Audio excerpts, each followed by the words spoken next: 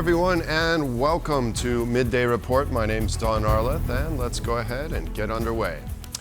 Hours before the meeting with President Trump in Washington, Ukrainian President Volodymyr Zelenskyy has warned that Russia should not be rewarded for its invasion. Joining me now for more is our correspondent in Kyiv, Alex Cardier. Good afternoon, Alex. So what did President Zelenskyy have to say leading into this very important meeting in the White House? It looks like we've lost our correspondent there in Kyiv, but maybe we will return to him. But for now, we're moving on. Poland will not be represented in Washington during Monday's meeting between Volodymyr Zelenskyy and Donald Trump. This was confirmed today by Rafał Leśkiewicz, the spokesman for the office of the Polish president. Leśkiewicz emphasized, however, that Poland's voice is being heard, and President Karol Nawrocki will discuss Ukraine-related issues during his upcoming visit to the United States. During today's visit to Washington, Zelensky is to be accompanied by a handful of European leaders, including European Commission President Ursula von der Leyen, German Chancellor Friedrich Merz, and Finnish President Alexander Stubb. We haven't seen a statement from the Kremlin confirming that Russia has agreed to security guarantees, and we should not consider this as a realistic fact, said Marta Prochwicz from the European Council of Foreign Relations in a recent interview with TVP World. According to Prochwicz, while negotiating on behalf of Ukraine, the U.S. is forgetting that it does not have all the knowledge and the emotional capacity to understand the conflict, which is why there are so many misunderstandings during these peace negotiations. One major problem that the Americans are forgetting while negotiating on behalf of Ukraine is that, first of all, they do not have all the history, they do not have all the knowledge, they do not have the emotional capacity in order to understand the scope of this conflict. At least this administration does not. They do not have the linguistic capacity to understand everything that is going on. And there have been misunderstandings, and there might be a misunderstanding when it comes to this as well. We haven't seen a statement from the Kremlin about that from their side saying, yes, we have agreed to security guarantees. So until that's on the table, I don't think that we should consider this a realistic fact. And these negotiations will drag on for months. And if Ukraine does not get some kind of security guarantee and a ceasefire, then I think that this is a terrible deal for Ukraine. And now let's go back to Kyiv, where our correspondent Alex Cardier is standing by. Good afternoon, Alex. So in anticipation of this very important meeting in the White House, what did President Zelenskyy have to say earlier? Good afternoon, Don. Well, the first focus of this post by President Zelensky, of course, were the attacks in the cities of Kharkiv, of Sumy and Zaporizhia in the last day. We've had reports from local authorities, from the mayor of Kharkiv, of 7 people killed in the city, including an 18-month-old. We've seen a university building in the city of Sumy also attacked.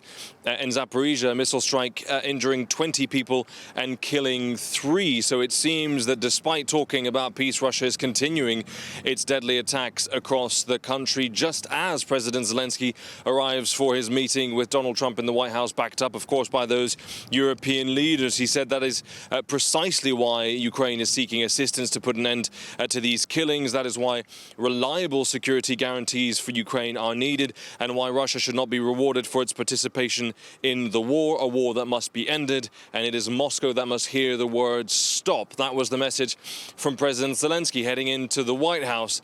At the same time, Axios reporting that White House officials asked the Ukrainian side if President Zelensky would wear a suit for his meeting with the US president. Perhaps some differing priorities there from both sides, but nevertheless we have those European leaders, including the Secretary General of NATO, the President of Finland, France, Keir Starmer, the Prime Minister of the United Kingdom, Chancellor Merz of Germany, a very significant, very historic delegation from Europe going there to offer support to the Ukrainian president amid concerns, of course, that he may be strong-armed by Donald Trump into a deal that could jeopardize the future of Ukraine, could sacrifice the heavily defended, heavily fortified cities of Kramatorsk and Sloviansk, therefore jeopardizing the future of Ukraine in any future Russian invasion, which frankly most Ukrainians expect will happen. Therefore, the question of security guarantees is crucial. We heard Donald Trump saying the US may take part in guaranteeing Ukraine's security after an end to this war.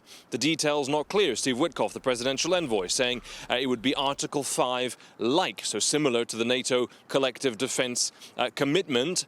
But he did not say that that would mean a commitment to defend Ukraine if Russia attacked again.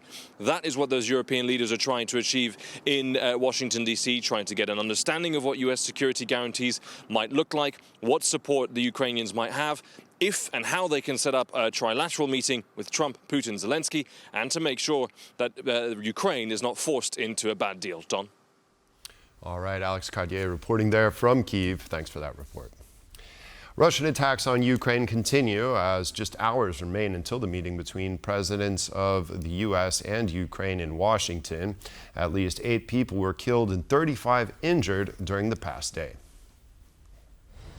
The Ukrainian Air Force reports that Russia overnight launched 140 attack drones and 4 missiles at Ukraine. 5 people were killed in strikes on this residential building in Kharkiv.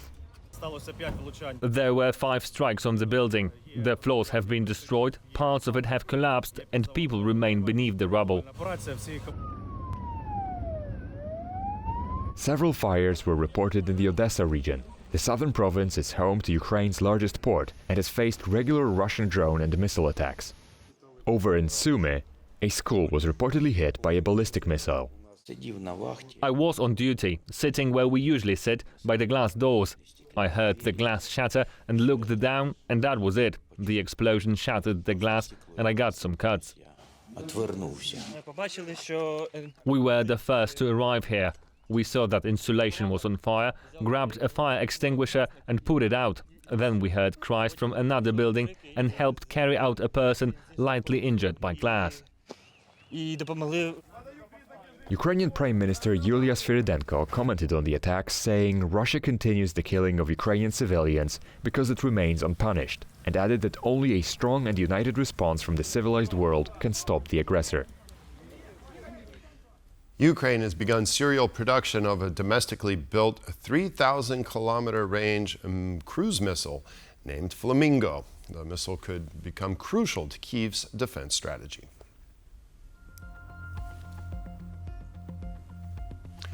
The Flamingo cruise missile is manufactured by the Ukrainian defense company Firepoint. Its official technical specifications have not been publicly released, and the Ukrainian military has yet to comment on when it will enter regular service.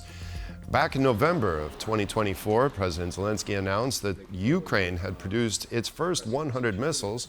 Kyiv has ramped up its domestic weapons production since then. Over 40% of the weapons used on the front line are currently manufactured in Ukraine, including over 95% of fielded drones, according to President Zelensky. Ukrainian MP Oleksiy Goncharenko says surrendering to Russia would be unfair because of the effort and successes of the Ukrainian army and society. In an interview with TVP World, Goncharenko said that Ukrainians are exhausted by the conflict but are not in a position to make far-reaching concessions to the invaders. We want this war to end as soon as possible. We are exhausted in Ukraine. We are super tired. 11 years of war. 3.5 years of full-scale invasion. We want this to end, but we are not going to end this by surrender. It's just not fair because Ukraine, we are not in the position to surrender. We succeeded to protect all our big cities. We succeeded to stop Russian attempt to take control over the whole Ukraine. We succeeded to destroy a big part of Russian Black Sea Fleet. And now Russian Black Sea Fleet is cornered in the Novorossiysk area, and they can't. They lost their strategic position in Black Sea. So we have a lot of successes in this war, So just to end it by surrender, how Putin wants, is just not fair, and it's something which is unacceptable for Ukraine. The UK says it will be ready to send peacekeeping troops to Ukraine within a week after reaching a ceasefire, according to The Telegraph. The Daily also reports that London is planning to help quickly restore air routes to Kyiv. This plan would include Royal Air Force jets guarding the Ukrainian airspace and protecting it from another Russian intrusion. They also could be accompanied by jets from other European countries. These reports come after the meeting of the Coalition of the Willing, a group of over 30 countries supporting Ukraine and ready to engage in providing security guarantees after the end of the war with Russia. The representatives of the group held a meeting on Sunday ahead of Monday's visit of Ukrainian President Volodymyr Zelensky to Washington.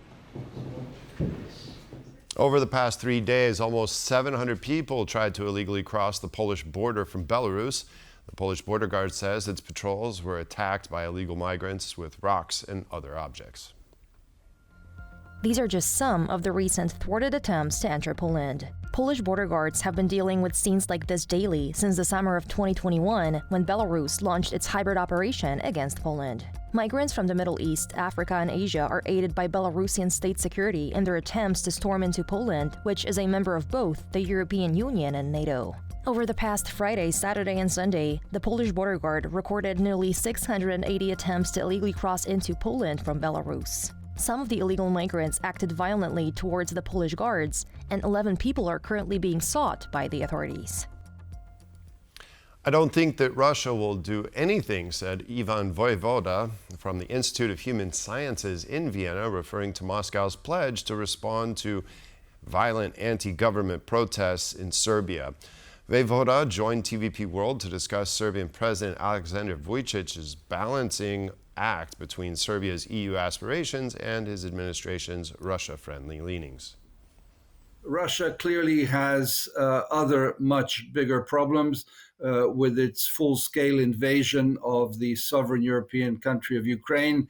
And because Serbia is the only country in Europe that has not put sanctions on Russia, of course, along with Belarus, you see the level at which Russian foreign policy is operating, that it sees Serbia as a kind of ray of hope for their foreign policy, that it has someone who has not put on sanctions. So they're also, in a sense, treading a fine line. I sincerely and personally don't think that Russia will do anything in particular regarding the quote that you mentioned.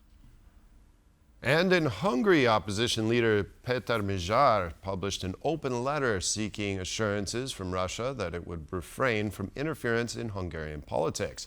The letter comes after Russia's Foreign Intelligence Service last week released a statement describing the Hungarian opposition figure as being loyal to, quote, globalist elites, and also alleging that the European Commission was considering regime change in Budapest.